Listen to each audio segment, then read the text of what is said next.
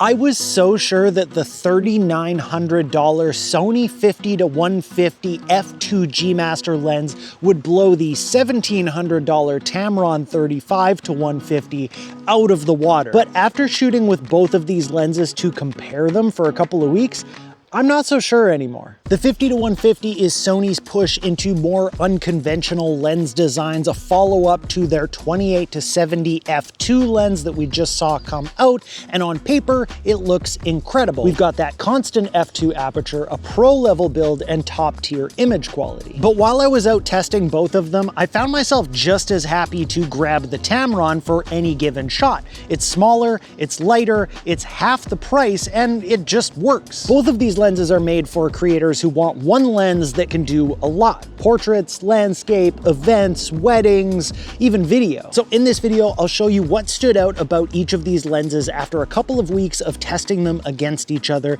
compare them in all the major categories, and try and figure out which one actually makes sense, even if money isn't a factor. So secure the cup and let's get comparing.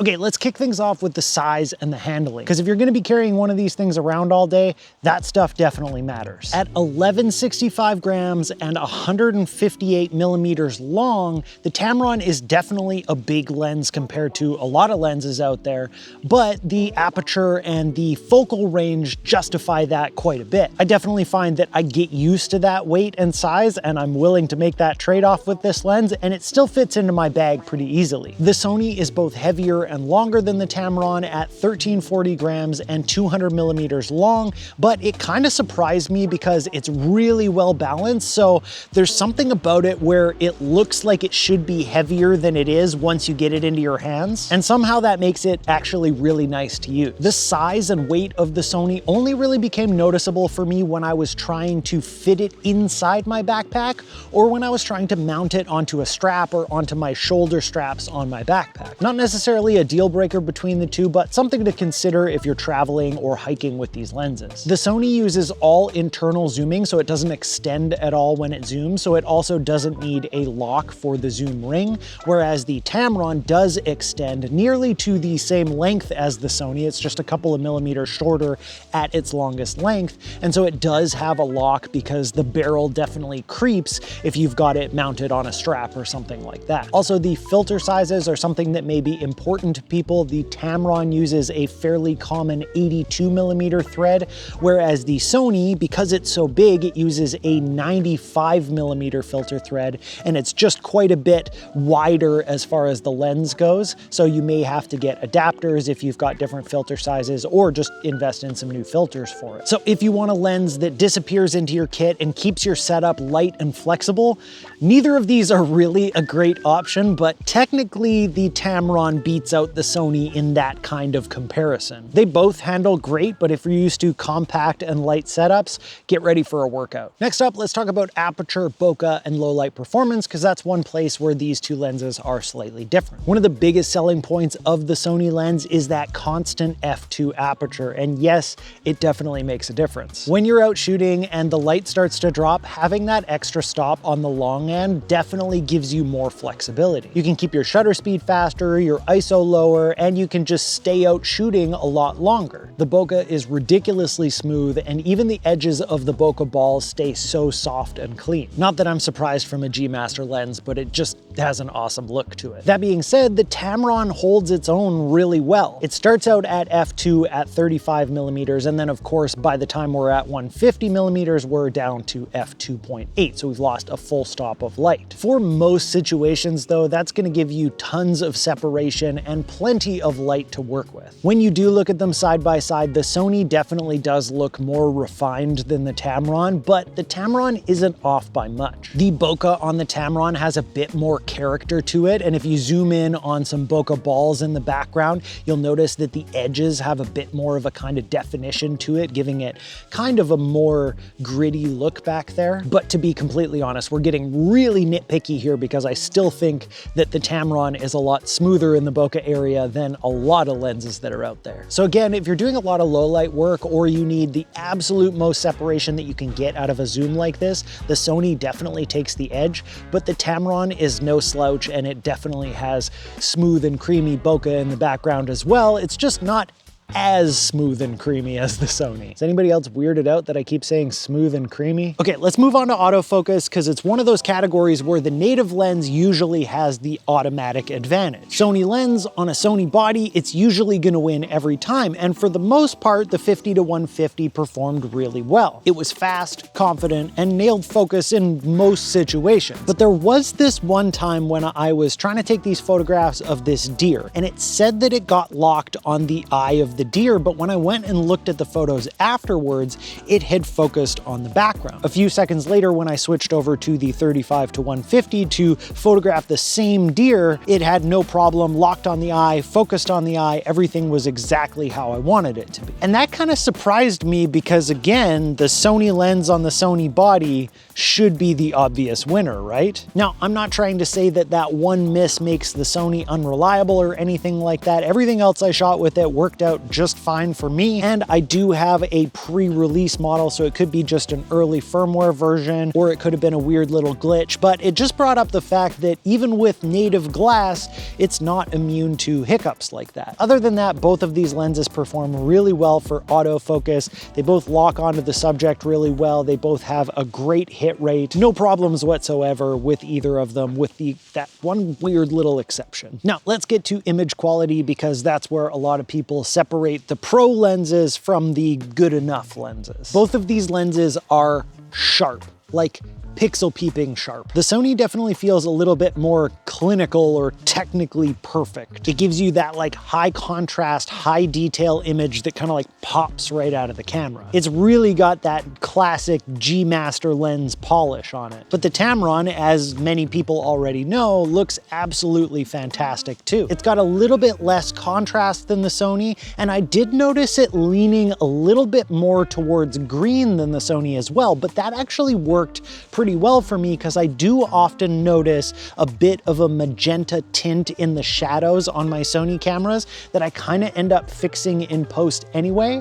So the green tint from the Tamron kind of pre-fixes that for me. One area where the Sony definitely shines is in flare control. If you're shooting directly towards the sun or in high contrast lighting, the Sony definitely held together better. It maintains its contrast better, and it doesn't get that kind of like hazy flaring that the Tamron gets a bit more. Again, I didn't mind how the Tamron images came out, and I only noticed because I was comparing them side by side. I've been shooting with the Tamron for ages, and I never really thought of it as having a problem with flaring like that. It's just that the Sony is so well controlled that it makes the Tamron look like it's worse. Let's switch gears for a second and talk about video, and specifically focus breathing on these lenses. It's not something that everybody worries about, but it can make a difference if you're a professional video shooter. The Sony handles focus breathing in the lens really, really well. You barely notice the frame shifting at all when you're pulling focus, and it's got access to the breathing compensation on certain cameras. But again, the Tamron does a great job at this too. It's not quite as good as the Sony,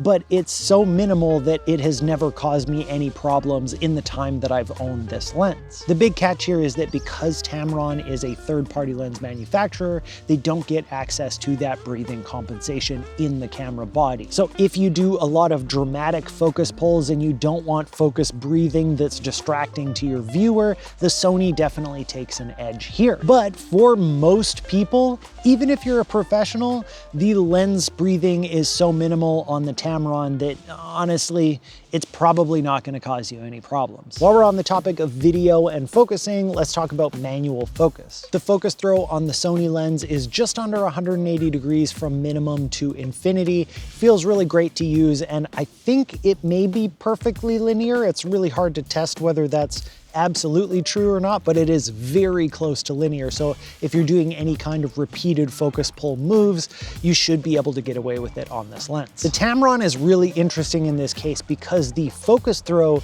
is fully customizable using the Tamron Lens Utility app. So you can change it from something like 90 degrees all the way up to 360 degrees. And you can also choose whether you want it to be linear or not. I'm not sure if either of these lenses is technically parfocal, but in my testing, the Sony seems to be very close to parfocal. The Tamron seemed to shift in focus when I was zooming maybe a little bit more than the Sony did, but again, it's not very much. So for people like video shooters who rely on manual focus controls, they both have their pros and cons in this category, but the Tamron does offer some really cool customization if you're into the software customization side of things. Now, let's talk about close focus distance because both of these lenses actually do pretty well here. The Sony's close focus at the wide end is 0.4 meters, whereas at the long end, it's 0.74 meters. So you've got a max magnification of somewhere around 0.18 times. The Tamron can get a little bit closer at the wide end at 0.33 meters, but it gets a little bit further away at the long end at 0.85 meters. So the magnification ends up being somewhere around the same. Neither of them are macro lenses by any means, but they do get nice and close. So if you want to do some kind of creative detail shots or something like that, you can still get away with both of them. And the last category that we've got for the direct comparisons are physical controls, because when you're out shooting on the fly, having those physical controls can make a big difference in how fast you can get things done. As you would expect from a G Master lens, the Sony is packed with physical features. It is clearly made for pros. You've got an autofocus manual focus toggle, the full-time DMF toggle, you've got 3 customizable buttons, you've got an aperture ring that can be clicked or declicked, as well as an iris lock switch. Then you've got a rotatable and removable tripod collar. And the only thing that I don't like about all that is that the tripod collar isn't Arca Swiss compatible, so you have to put your own plate on there. It would be cool if they just made the actual plate built onto the collar. But it is always nice to see that tripod collar on bigger lenses like this. This is something that I worry about with my Tamron lens just because it's front heavy, so when I put my camera on a tripod or something like that,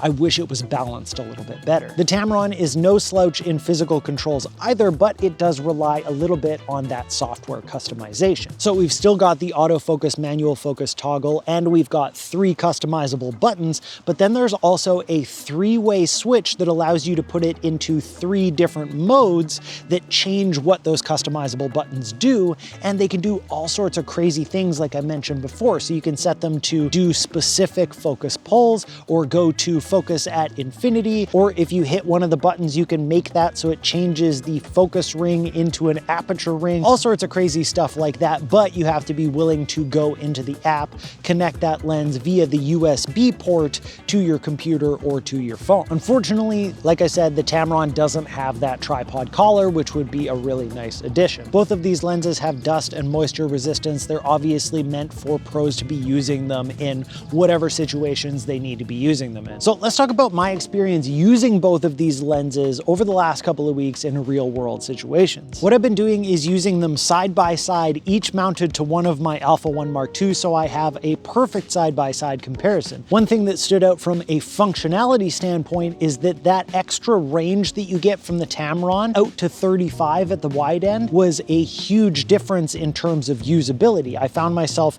changing lenses a lot less or having to try and step back and get the framing that I wanted a lot less when I was using the Tamron than I did when I was using the Sony. The Sony is definitely an impressive lens, as you would expect from a G Master lens. The one thing that I was kind of surprised they didn't include in a lens that goes out to 150 millimeters is any kind of optical stabilization in the lens. I feel like if that was in there, it would make a huge difference for a lot of people who are shooting especially video. But the Tamron doesn't have any stabilization in there either, so they were pretty well matched in that regard. Because I've owned the Tamron for a while, it's one of my favorite lenses and I'm so familiar with it. I knew how great it was going to be, but I really expected the Sony to be just another level up, and I was surprised that after all my testing, kind of whichever one I grabbed, if I just closed my eyes and grabbed for a lens, no matter which one I got, I'm gonna be happy with it. They both performed so closely and so well